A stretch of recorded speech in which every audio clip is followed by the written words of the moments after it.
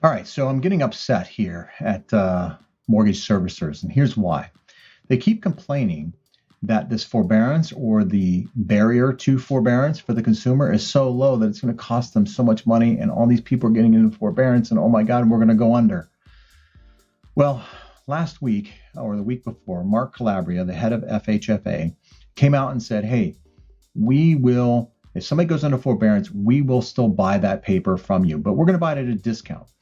We're going to knock off 500 basis points or 95 cents on the dollar for any deals that are first-time home buyers that go into forbearance. And if they are existing homeowner and they go into forbearance and you make them a loan, we're going to knock off 700 basis points or 93 cents on the dollar. So that's a good thing because on a typical scratch and dent deal, in other words, when you make a loan and the person can't pay for whatever reason, goes into a scratch and dent bucket for that servicer. That bucket is typically either A, serviced by that lender, meaning that you, the consumer, make the payment to that lender, or they sell it on the secondary market at a discounted rate. And that typically is at 85 to 75 basis points, or 85 cents on the dollar to 75 cents on the dollar. So when FHFA, Mark Calabria, comes out and says, hey, we're going to buy it at 95 cents on the dollar or 93 cents on the dollar, how's that not a good thing? Stop complaining. If you're a servicer out there, stop complaining about that. I'm getting kind of tired of hearing it, to be honest with you. They keep saying, oh, billions of dollars, it's going to be billions of dollars, and we can't do this. Yeah, you also make a lot of loans that you are paying very, very well on, that are continuing to make their payments, and you're collecting billions of dollars. So I get it. I understand it's a huge elevated risk right now because of the COVID-19 situation. I totally understand that. But FHFA is doing what they can to, and I'm certainly not defending FHFA. Don't get me wrong, not defending them, but I think they're taking some steps to help eliminate some of the risk. They're not going to eliminate it completely, and nor should they. We shouldn't get out of the business. Or if you feel that there is no risk, then, or if you feel that there's risk in the business that you're not willing to take on, then get out of the business. That's how I feel about it. And that's why it's making me upset seeing servicers kind of complain about it. Number two, virtual open houses, #virtual.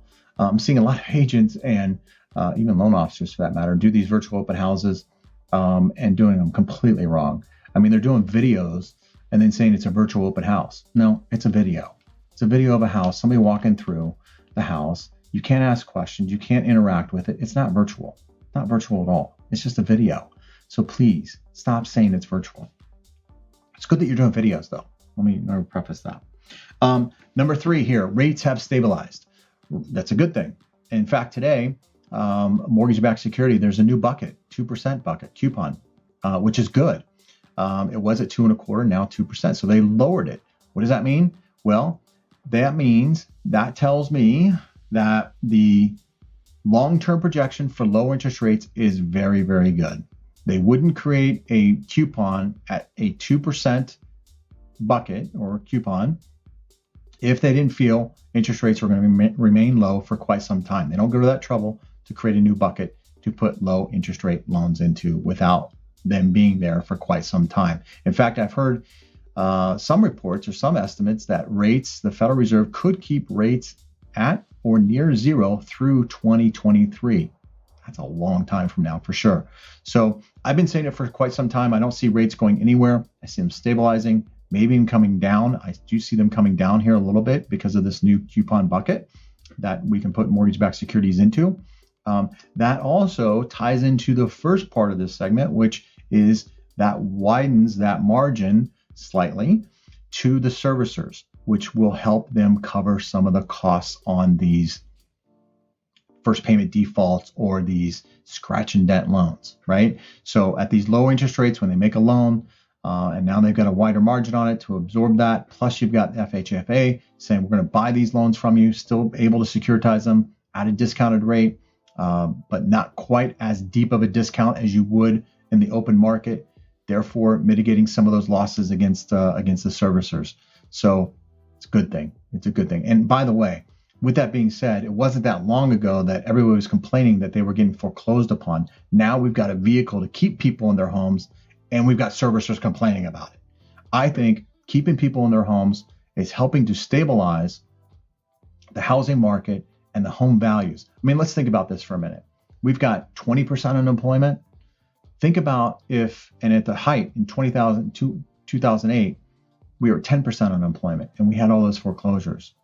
Now we're at 20% unemployment and it could go even higher, right? Hopefully it doesn't, but probably will go slightly higher.